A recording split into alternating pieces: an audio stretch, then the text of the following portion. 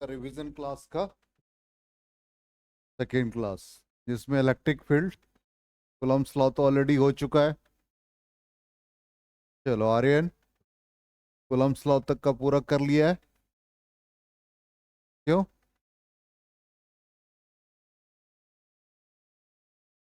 क्या तुम्हारी तबीयत ठीक हो गई अब?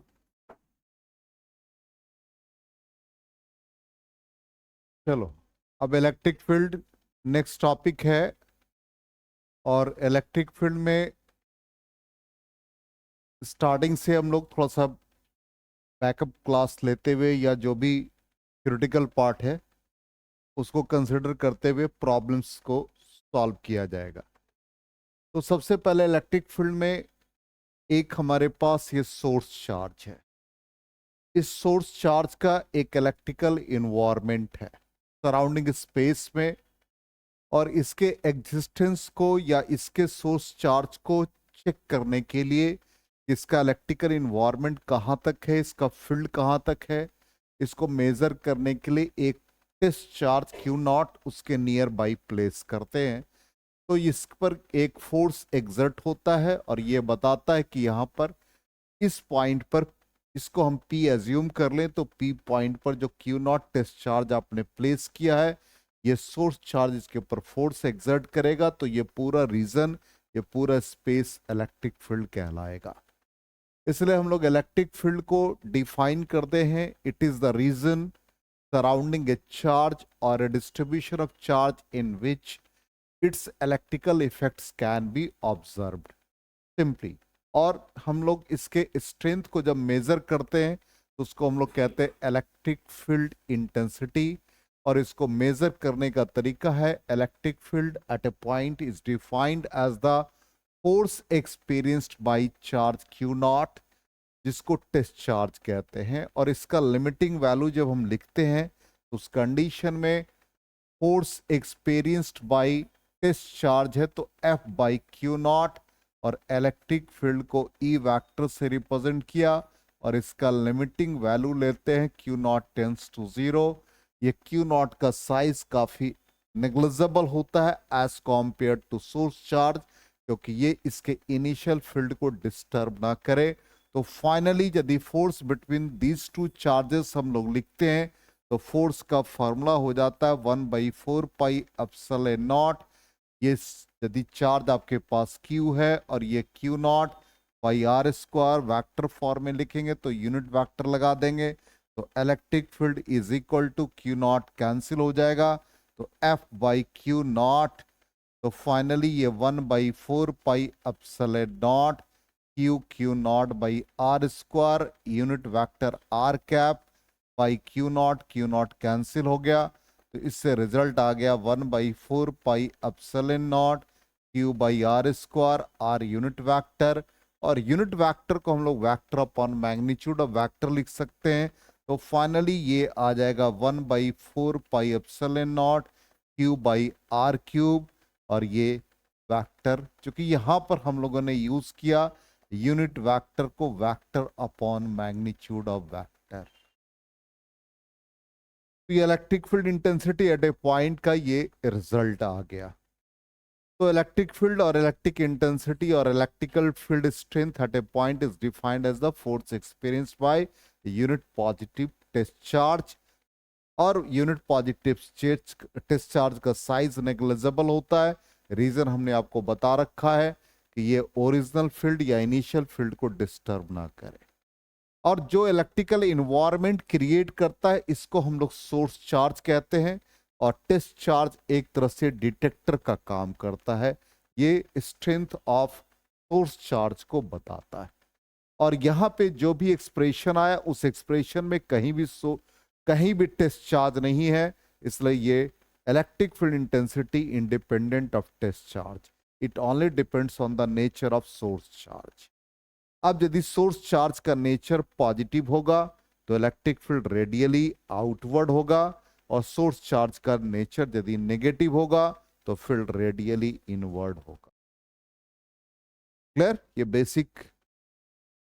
अब आ जाए वैक्टर फॉर्म में कैसे लिखते हैं, तो यहां पर हमने एक इमेजिन कर लिया कि यहां पर एक सोर्स चार्ज Q है और किसी पॉइंट P पर Q नॉट टेस्ट चार्ज है, तो इसका इलेक्ट्रिकल इफेक्ट या electrical effect away from the, या कह सकते हैं रेडियली आउटवर्ड, और E को हम लोग इस फॉर्म में लिख देंगे Q by are square R cap, ये 1/4πε0 अंडरस्टूड है कि कांस्टेंट है, और इस फॉर्म में लिख दिया। तो इलेक्ट्रिक फील्ड को हम लोग, क्योंकि ये पॉइंट P हमने स्पेस में लिया है, तो 3 डायमेंशनल व्यू से इसको लिखेंगे, तो ये आ जाएगा I cap E X plus J cap E Y plus K cap E Z is equal to 1/4πε0 Q by R cube. अब आर क्यूब का वैल्यू क्या, आर पोजीशन वेक्टर यहां पर क्या है, आर पोजीशन वेक्टर हमारा ओपी है।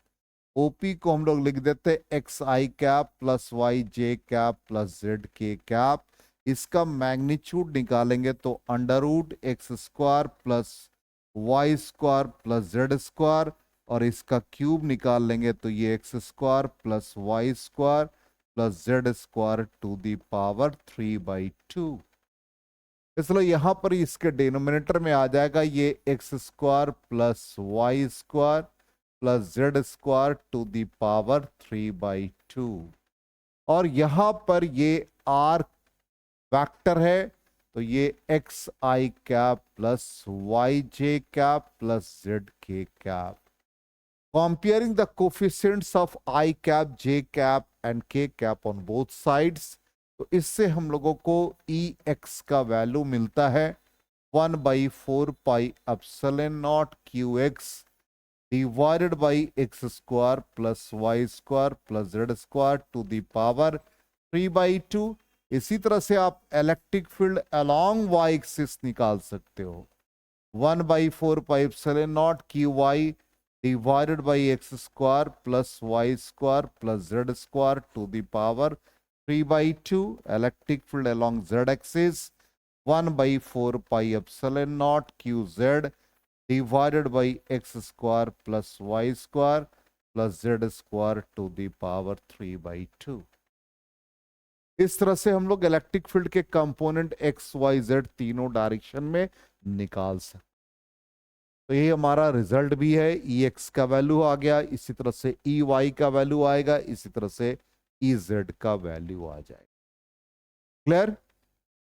अब यहां पर बहुत सारे पॉइंट चार्जेस एक दूसरे के साथ इंटरेक्ट हो रहे, या सिंपली बहुत सारे सोर्स चार्ज हैं और किसी एक पॉइंट पर हमको इलेक्ट्रिक फील्ड निकालना है। तो जहां भी इलेक्ट्रिक फील्ड निकालना है, बेसिक हमारा कॉन्सेप्ट यही रहेगा कि वहां पर टेस्ट चार्ज को प्लेस करेंगे। तो यहां पर जैसे बहुत सारे charges Q1, Q2, Q3, Q up to Qn है, तो इस पॉइंट पर हमको निकालना इलेक्ट्रिक फील्ड, तो इस पॉइंट पर हमने टेस्ट चार्ज Q0 को प्लेस की। तो फाइनली जो इलेक्ट्रिक फील्ड आएगा, मान लो Q1 के लिए तो रेडियली आउटवर्ड, Q2 के लिए रेडियली आउटवर्ड, Q3 के लिए रेडियली आउटवर्ड, Q1 के लिए रेडियली आउटवर्ड। इसका मतलब सबका इलेक्ट्रिक फील्ड इंटेंसिटी जब निकालोगे तो वेक्टर सम कर देंगे। 1 के कारण से जो फील्ड होगा, 2 के कारण, 3 के कारण, अप टू n, सबका वेक्टर सम कर देंगे। ठीक है। अब नल पॉइंट बहुत इंपॉर्टेंट है कि ऐसा पॉइंट हम निकालते हैं जहां पर इलेक्ट्रिक फील्ड इंटेंसिटी 0 होता है।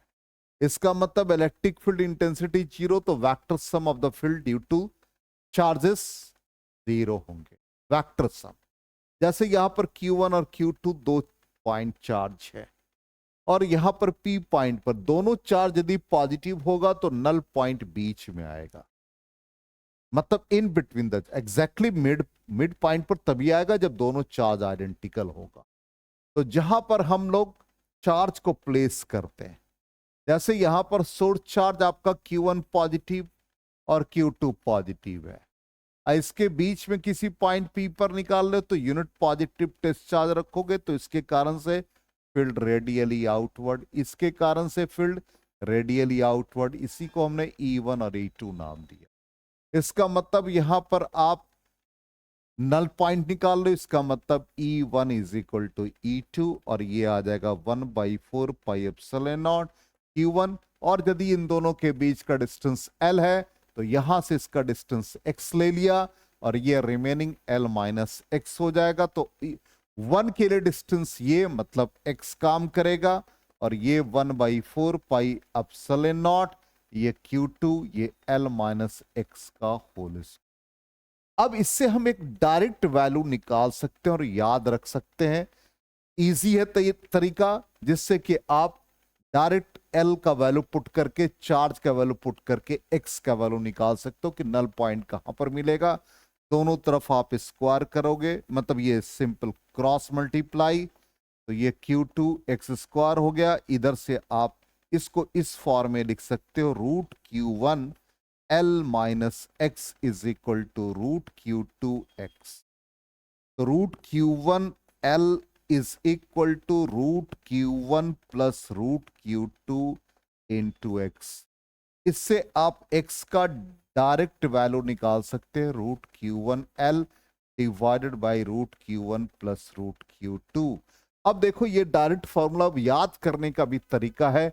x जब लेते हैं तो x से ये वैल्यू, चार्ज का वैल्यू पहले आएगा।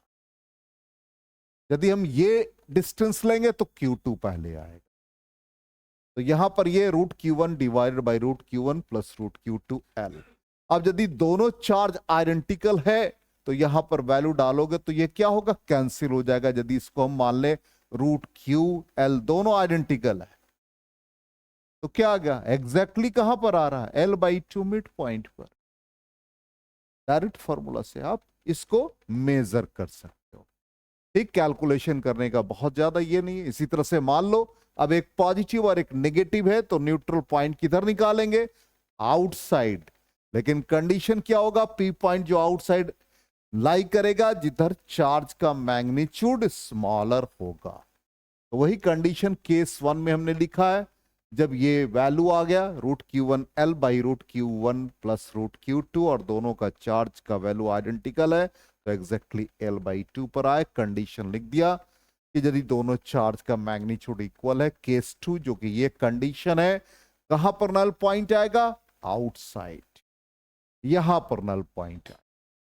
इस कंडीशन में क्या होगा, अब बताओ तो क्या, इसके कारण से फील्ड, ये पॉजिटिव है तो इसके कारण से फील्ड रेडियली आउटवर्ड, ये E1 से रिप्रेजेंट किया। इसके कारण से फील्ड रेडियली इनवर्ड, तो E1 is equal to E2 कर देंगे। और इससे जब सॉल्व करेंगे तो जस्ट इसका, अब आउटसाइड ले रहे हो तो ये डिस्टेंस हमारा x है, तो x के लिए देखो क्या आ गया, ऊपर रूट Q2, ठीक, और divided by root Q1 minus root Q2। बस इसको सॉल्व किया है, इसको इससे मल्टीप्लाई, इसको इससे multiply, 1/4 pi epsilon not cancel करके। तो इससे x का वैल्यू निकालने के लिए फॉर्मूला दिमाग में है, डायरेक्टली आप निकाल सकते हैं। अब जैसे ये क्वेश्चन है, 2 point charges 5 × 10 power minus, immediate copy निकालो, जैसे कैलकुलेट करो। देखो क्या कहता है, कितना डिस्टेंस पर है, 2 मीटर पर है।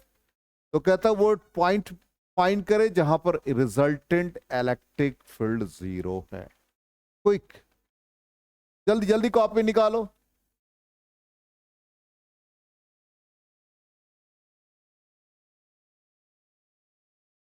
कहां पे निकालोगे, दोनों पॉजिटिव चार्ज है तो बीच में नल पॉइंट निकालो। तो जल्दी से क्या आ गया, K 5 × 10 power minus 19 divided by x मान लोगे, x का square is equal to K 20 × 10 power minus 19 divided by 2 minus x का होल स्क्वायर।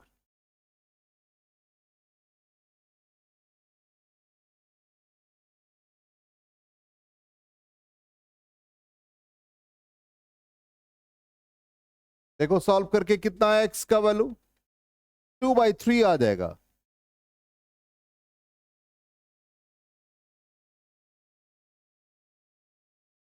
कितना है आर्यन, अरे सिम, बिल्कुल यही सिचुएशन है। तो E1 is equal to E2, तो K 5 × 10 power minus 19 by x का whole square is equal to K, और ये 20 × 10 power minus 19 divided by 2 minus x का होल स्क्वायर, ये कैंसिल हो गया, 5 × 4 तो ये 4, एक्स स्क्वायर हो जाएगा 2 माइनस एक्स का होल स्क्वायर, और ये 2x का whole square it is 2x, 2 minus X, 3x is equal to 2, then x is equal to 2/3.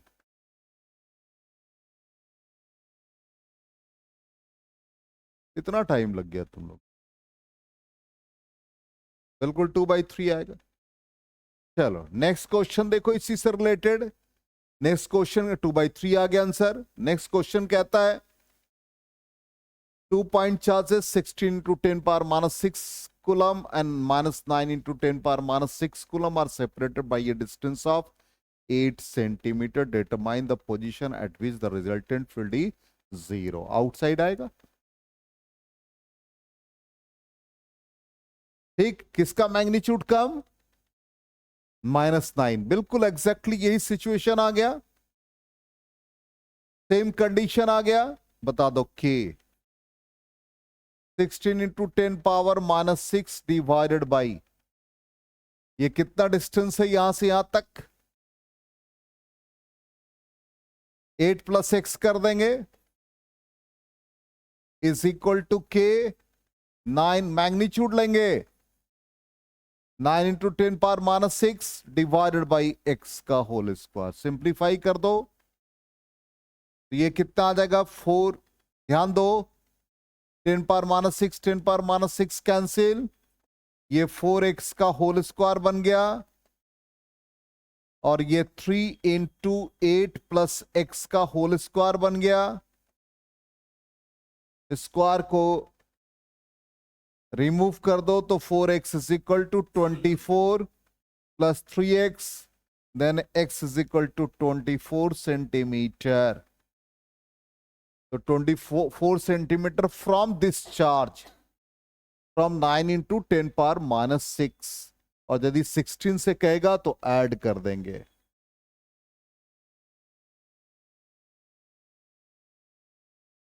ठीक, इसका आंसर देखो 24 आ गया। चलिए नेक्स्ट आ जाइए। अब कहता है कि 4 चार्जेस दे रखे हैं eight the corner of, calculate the electric field at the centre of the square. तो यहां पर चार्जेस इस तरह से Q Q minus Q minus Q इस तरह से अरेंज्ड हैं। हमको इलेक्ट्रिक फील्ड निकालना eight the centre of the square, ये सेंटर पे हम लोगों को इलेक्ट्रिक फील्ड निकालना है। तो गौर से देखिए यहां पर एक यूनिट पॉजिटिव टेस्ट चार्ज को प्लेस करेंगे तो ए के कारण से फील्ड रेडियली आउटवर्ड, सी के कारण से रेडियली इनवर्ड हो जाएगा। इसी तरह से बी के कारण से रेडियली आउटवर्ड और डी के कारण से रेडियली इनवर्ड। अब ये दोनों वैल्यू, ये और ये दोनों 90 डिग्री पर एक्ट कर रहा है। दोनों का डायरेक्शन सेम है ई ए और ई सी का, दोनों का सम, चूंकि सारे फील्ड इक्वल हैं, चार्ज का वैल्यू सेम है, स्क्वायर सेम, स्क्वायर का साइड सेम है, तो यहां पर ई सी प्लस ई ए जो दोनों है, इसको ई एज्यूम किया, इसको ई, तो ये 2e हो गए। इसी तरह से ई डी और ई बी को सेम, क्यों बात कर रहे हो? कंटिन्यूअस तुम देख रहे हैं आजकल, इधर एक वीक से बात करते हो क्लास में। तो ई बी और ई डी दोनों का सम 2e, इसका मतलब ये 90 डिग्री पर जब एक्ट करेगा तो रिजल्टेंट इसके बीच में जाएगा।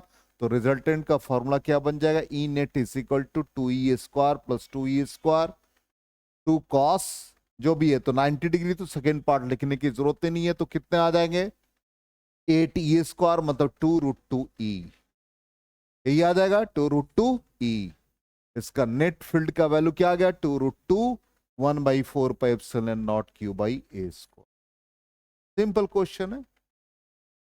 चलिए अब जैसे यहां पर ये कहता है कि ये ट्रायंगल के वर्टिसेस पे आइडेंटिकल, यदि बात करना है, क्लास नहीं करना है, बाहर जा सकते। हम बहुत सीरियस हैं क्लास में और हमको अंदाजा है कि कितने रिवीजन में कितना मटेरियल को यूज करना है। आपको नहीं अंदाजा है तो आप बाहर जा सकते। क्लास में बात करने अलाउड नहीं है, और उस पर भी रिकॉर्डिंग चल रहा है। अब इलेक्ट्रिक फील्ड सेंट्रॉइड पे फाइंड करना है, तो यहां पर देखो इसके कारण से फील्ड रेडियली आउटवर्ड, सी के कारण से फील्ड रेडियली आउटवर्ड, बी के कारण से रेडियली आउटवर्ड। अब इन दोनों का ईसी और ईबी का रिजल्टेंट निकालेंगे। ईसी और ईबी 120 डिग्री पर एक्ट करेगा, ये नीचे। इसका मतलब यहां पर यदि इन दोनों का रिजल्टेंट का वैल्यू जो आ रहा है वो ई ए के एंटी पैरेलल है, तो उस कंडीशन में एक दूसरे को वो कैंसिल कर देगा। तो जब हम इसका नेट फील्ड निकालते हैं तो क्या आ जाता है, under root E C square plus E B square plus 2 E C E B cos 120। Verbal calculation हो जाना चाहिए, रिवीजन क्लास है। तो कॉस 120 का वैल्यू -1/2, 2 कैंसिल हो जाएगा। तो E A square plus E C square plus E B square minus E C into E B, सबका मैग्नीट्यूड सेम है, तो रिजल्टेंट फील्ड ई, और ये दोनों एंटी पैरेलल, इसलिए नेट फील्ड क्या आ जाएगा, यहां पर 0 आ जाएगा, रिजल्टेंट फील्ड 0। इसलिए सेंट्रॉइड पे फोर्स निकाले, इलेक्ट्रिक फील्ड निकाले, यदि आइडेंटिकल चार्ज है तो हमेशा 0 दिमाग में भी रखना है। ठीक है, अब कहता है infinite number of charges Q are placed at x2 4 8 and so on, find the electric field at x is equal to 0 due to this setups of charges. यहां पर देखिए इस तरह से चार्जेस प्लेस है अप टू इंफिनिटी। हमको यहां पर ओरिजिन पर निकालना है, तो इस पर जो चार्ज Q है इसके कारण से इसका फील्ड रेडियली आउटवर्ड, इसका नाम E2 रखा। इसके लिए फील्ड रेडियली आउटवर्ड, इसका नाम E4 रखा। इसके लिए फील्ड रेडियली आउटवर्ड, इसका नाम E8 रखा। अब इन सब का सम हो जाएगा, तो रिजल्टेंट फील्ड इन सब का सम। अब सम का वैल्यू इतना आ रहा है, थोड़ा इसमें बायो वाले बच्चे हैं इसलिए ध्यान देंगे। इसको कैसे फाइंड किया, यहां पर आपका चार्ज Q है, यहां भी चार्ज Q, यहां पर चार्ज Q है। तो यदि हम E2 का वैल्यू लिखेंगे तो 1/4 पाई एप्सिलॉन नॉट, Q कॉमन है, डिस्टेंस कितना आ गया भाई 2 का स्क्वायर, दूसरे वाले के लिए कितना है 4, तीसरे वाले के लिए कितना है 8 एंड सो ऑन। अब इसमें से Q/4 पाई एप्सिलॉन नॉट, इस वाले टर्म में 1/4 कॉमन ले लो, तो इसमें 1, इस वाले में कितना आ गया 1/4, इस वाले में कितने आ गए 1/16 एंड सो ऑन। इसका मतलब ये सम ऑफ इनफाइनाइट टर्म है जिसका वैल्यू a/1 - r होता है। फर्स्ट टर्म हमारे यहां पर दे रखा है वैल्यू, फर्स्ट टर्म का वैल्यू यहां पर क्या दे रखा है, देखो ध्यान से 1, और कॉमन रेशियो 1/4। तो फाइनली क्या आ गई है, देखो Q/4 पाई एप्सिलॉन नॉट। ठीक, ये 4 नुमरेटर में चले गए और डिनोमिनेटर में क्या आ गया 3, 4 और 4 कैंसिल हो जाएगा। इस रिजल्ट ये फाइनली आ जाएगा 1/3 Q/4 pi epsilon naught. Next question देखते हैं। अब कहता है 5 charges each of magnitude plus Q are placed at the corner of a regular hexagon, hexagon के साइड ए है और मैग्नीट्यूड हमको फील्ड का निकालना है at the centre of the hexagon. तो ये जैसे 5 ही चार्ज देखे, नॉट 6। तो इसको क्वेश्चन को कैसे हम सॉल्व करें, तो हम एज्यूम कर ले कि यहां पर जो चार्ज नहीं है इस पर चार्ज को प्लेस कर दिया। जब चार्ज को हम प्लेस कर देंगे तो ऐसा कंडीशन आ जाएगा। अब सेंटर पर हम इसको निकालेंगे तो सारे चार्ज के कारण से निकाल लेंगे। ठीक, अब 6 आइडेंटिकल चार्जेस है, एक दूसरे को कैंसिल करेगा तो नेट फील्ड 0 हो जाए। ठीक, तो सबके सारे फील्ड हमने एज्यूम कर लिया। अब हमारे पास कौन सा वैल्यू अननोन है, अननोन ये वाला है, E6 अननोन है। सारे रेडियली आउटवर्ड हो रहे हैं ना, यदि आप सेंटर को ज्वाइन करोगे तो ये ऐसे है, इसको 1 मानो, इसको 2 मानो, 3 मानो, 4 मानो, 5 मानो, 6 मानो।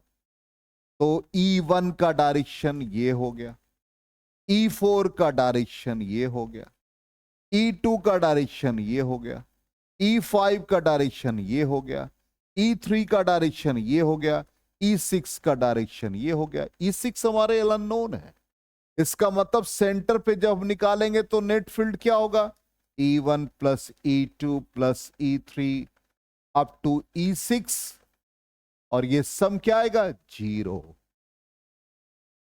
क्लियर, और E6 का वैल्यू हम लोगों को मिल जाएगा। तो वही यहां पर सॉल्व किया है, देख लीजिए 0 और E6 का वैल्यू क्या आ गया, क्योंकि सारे वैल्यू एक दूसरे को कैंसिल कर दे रहे हैं। सिर्फ E6 का वैल्यू आ जाएगा KQ/A², या हम ऐसा एज्यूम करके भी चल सकते हैं कि इतना वैल्यू E6 का होगा तभी रिजल्टेंट 0 होगा। बात एक ही। अब आ जाए electric field lines. Electric field lines हम जानते हैं कि एक इमेजिनरी कर्व है और उस पे जो हम लोग टैंजेंट ड्रॉ करते हैं वो फील्ड को रिप्रेजेंट करता है और वो रियल होता है। ठीक, एक पॉजिटिव चार्ज के लिए फील्ड रेडियली आउटवर्ड और निगेटिव के लिए रेडियली इनवर्ड। इसलिए यहां पर इसको डिफाइन करते हैं, curve along which a small positive charge would tend to move and the tangent to which at any point gives the direction of electric field. ठीक, ये फील्ड लाइंस इमेजिनरी कर्व है, लेकिन फील्ड जो represent करता है वो real है। ये स्पेस कर्व है, 3 डायमेंशनल कर्व है। अब यहां पर जैसे बहुत सिंपल एक एग्जांपल हमने लिया और ये प्रॉपर्टीज भी हमारा है कि यदि यहां पर क्यू चार्ज के लिए फील्ड हमारे लिए 4 फील्ड लाइंस है तो इसका जस्ट 3 टाइम्स है। इसका मतलब इसका फील्ड लाइंस इसका जस्ट 3 टाइम्स होगा, 12 फील्ड लाइंस होने चाहिए। इसका मतलब magnitude of charge is directly proportional to number of field lines originating और टर्मिनेटिंग। जितना फील्ड लाइंस यदि क्यू के लिए 4 है तो इसके लिए 12 होंगे, तो उसके डायरेक्टली प्रोपोर्शनल, इसलिए लिखा number of field lines originating और terminating on a charge is directly proportional to magnitude. ठीक, ये याद रखना है। अब 2 फील्ड लाइंस कभी भी एक दूसरे को इंटरसेक्ट नहीं करते हैं।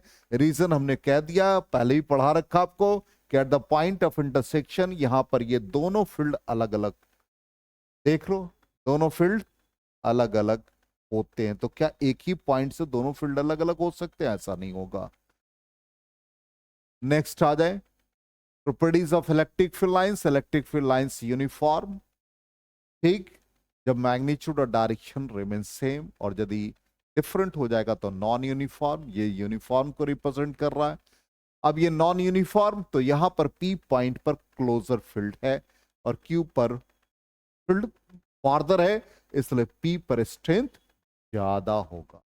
इसी तरह से ये एग्जांपल दे लो, P पर क्या क्राउडेड फील्ड है, इसलिए P पर इंटेंसिटी ज्यादा होगा Q के रिस्पेक्ट। तो ऐसा जब फिगर भी दिया रहेगा तो डायरेक्ट प्रॉब्लम में उसको हमने कन्वर्ट कर दिया कि आप ऐसे बनाएंगे। अब जैसे कह दिया कि electric field lines due to an electric dipole आप फाइंड करो, तो इलेक्ट्रिक डाइपोल पर इक्वल एंड अपोजिट चार्जेस, और इस कंडीशन में इस तरह का फील्ड पैटर्न बनता है। ठीक है, अब कहता है कि why must electrostatic field at the surface of charge conductor is perpendicular to every point. Reason वही है कि electric field inside a conductor always zero. तो इलेक्ट्रिक फील्ड लाइंस जो है वो लैटरल प्रेशर एक्सर्ट करता है और इस कंडीशन में दोनों के बीच रिपल्सन होता है। यदि आपको इसका फील्ड लाइंस पैटर्न बनाने के लिए दे दिया जाए, जैसे मान लो कि यहां पर आपको कह दे कि एक चार्ज कंडक्टर है और इसके नियर कोई एक पॉजिटिव एक प्लेट है, तो इस चार्ज कंडक्टर का वैल्यू यदि पॉजिटिव है तो फील्ड लाइंस को ड्रॉ करेंगे, तो यहां से जो फील्ड निकल रहे वो रेडियली, और ये इस पर जब एंटर करेगा तो ये आपका हमेशा परपेंडिकुलर होगा।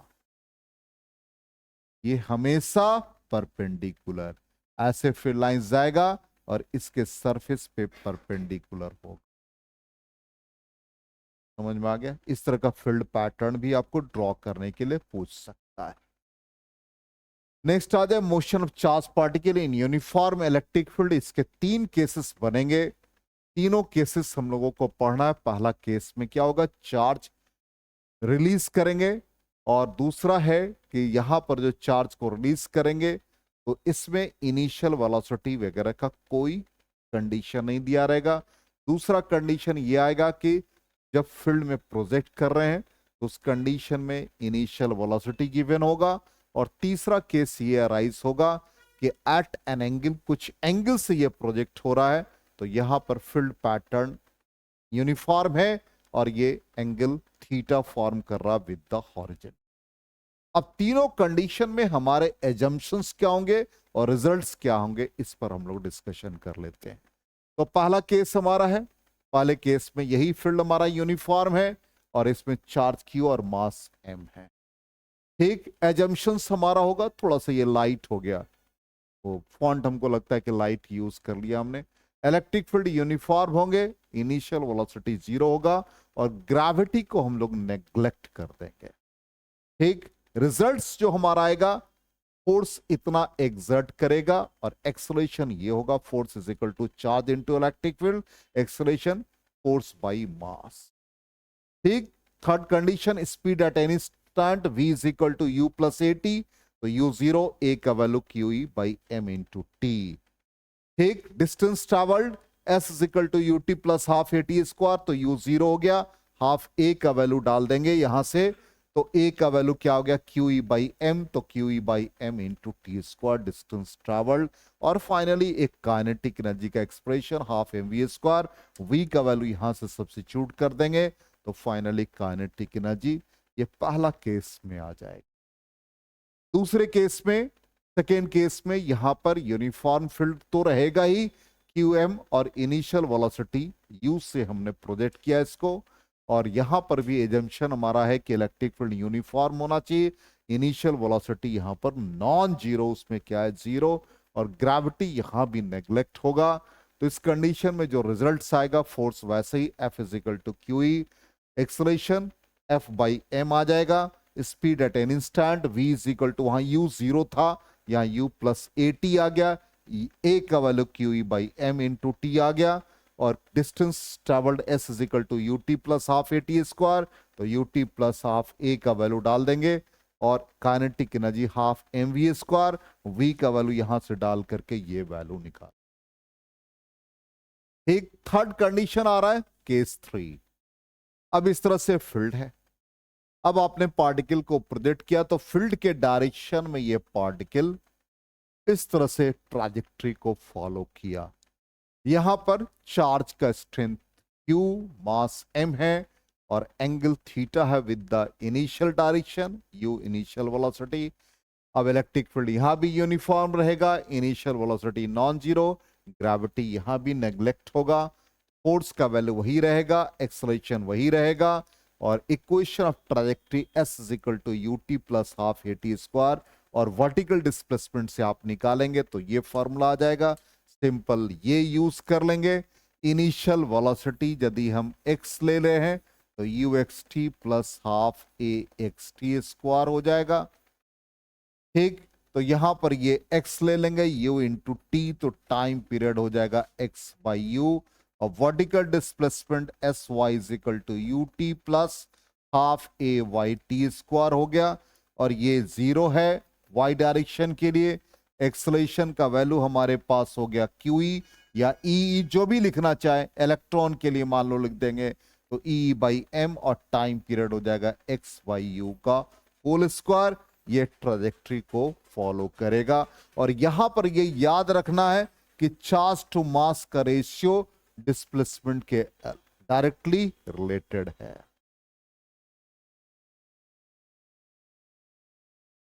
ठीक, velocity at any instant Vx निकाल लेंगे, Vy निकाल लेंगे, तो Vx और Vy के बीच मान लो एंगल बीटा है, तो V रिजल्टेंट दे देगा, तो under root Vx square plus Vy square, Vx के लिए U लिख देंगे, Vy is equal to U plus A T का फॉर्मूला निकाल देंगे, Vy is equal to U I plus A Y T, A का वैल्यू डाल दिया इंटू टी स्क्वायर कर दिया, तो tan beta is equal to Vy by Vx के फॉर्म में आ। ठीक, अब जैसे इक्विलिब्रियम ऑफ चार्जेस के डिफरेंट केसेस दे रखे, जैसे मान लो कि यहां पर फील्ड दे रखा इस तरह का, और एक चार्ज फ्रीली सस्पेंडेड है, फील्ड का डायरेक्शन ऐसे, तो इस कंडीशन में जो फील्ड के कारण से फोर्स एग्जर्ट होगा, F is equal to QE field के डायरेक्शन में, और इसका वेट mg वर्टिकली डाउनवर्ड, तो Q is equal to mg। Gravity neglected है, तो यहां पर mg के कारण से ही आया, तो वो कंडीशन जब था वहां पर हमने ग्रेविटी, इसका मतलब यहां पर है कि एक्सेलरेशन, बातचीत नहीं, हाँ, Q is equal to mg। ठीक, नेक्स्ट कंडीशन कहता है कि यदि चार्ज को हम सस्पेंड कर दें किसी स्ट्रिंग से तो कैसा बिहेवियर आएगा। तो ये फील्ड ऑलरेडी ऐसे है, अब चार्ज को हमने सस्पेंड कर दिया, ऐसे चार्ज को सस्पेंड किया तो फील्ड के डायरेक्शन में क्या हुआ, चार्ज डिस्प्लेस हो गया। तो ये क्या हो गया, फोर्सेस पर लगा QE और स्ट्रिंग के along tension T, angle theta बनाया तो T के कंपोनेंट T cos थीटा, इधर T sin थीटा, और ये mg इक्विलिब्रियम कंडीशन में क्या करेगा, T cos थीटा mg को बैलेंस करेगा और T sin थीटा QE को बैलेंस करेगा और tan theta is equal to Q by mg आ जाएगा। क्लियर। तो हम लोग कुछ प्रैक्टिस क्वेश्चंस देख लेते हैं। तो पहला कहता है bob of a simple pendulum has mass 2 gram and charge दे रखा है, यूनिफॉर्म इलेक्ट्रिक फील्ड इंटेंसिटी है, एंगल कितना फॉर्म करता है, अभी जस्ट निकाला, देखो tan theta is equal to Q by mg। देखो क्या आता है रिजल्ट, बहुत इजी है, क्वेश्चन बन जाएगा।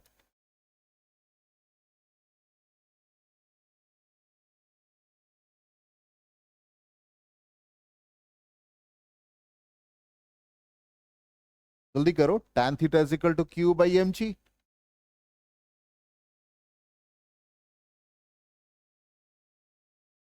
कितना आ रहा है,